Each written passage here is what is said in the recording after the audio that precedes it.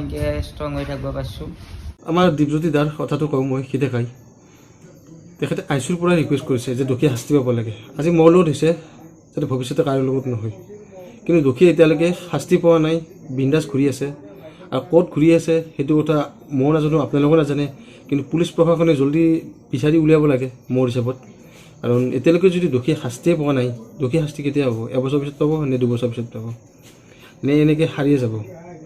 যদি আজি সেইজন দোষী হাৰি যায়, পিছত আৰু কোনোবা আন এজন ইউটিউবাৰক মাৰিব, তেতিয়া কি হ'ব?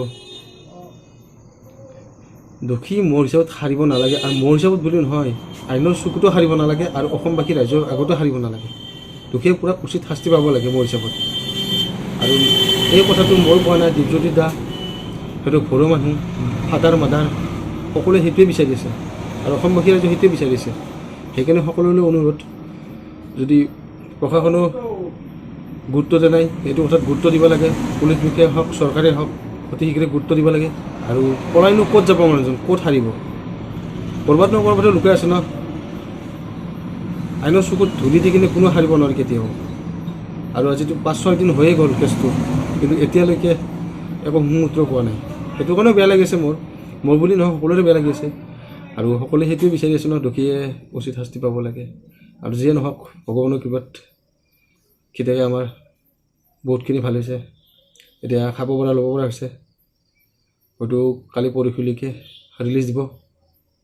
আৰু মই কেতিয়াবা ভিডিঅ' এটা ক্লিপ আপোনালোকক লগাই দিম, আপোনালোকে চাব।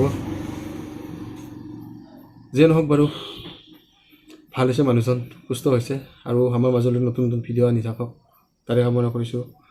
আৰু যদি মোৰ চেনেলটোত কোনোবা নতুনকৈ আহিছে, প্লিজ চেনেলটো ছাবস্ক্ৰাইব কৰি ল'ব। আৰু আপোনালোকে যদি সহায় কৰে চেনেলটো আগুৱাই নিয়াৰ কাৰণে, ভাল লাগিব। অসমবাসী ৰাইজলৈ সেইটোৱে অনুৰোধ জনাইছোঁ, সকলোৱে ছাপোৰ্ট কৰিব। আৰু যদি ছাবস্ক্ৰাইবো নকৰে কিবা কাৰণত, বেয়া নাপাওঁ মই, কিন্তু লাইক এটা কৰি দিব, কমেণ্ট এটা কৰি দিব, তেতিয়া ভিডিঅ' বনাবলৈ অলপ ভাল লাগে। ছাবস্ক্ৰাইবটো নকৰে নাই, বেয়া নাপাওঁ। ঠিক আছে বাৰু, থেংক ইউ, গুড নাইট।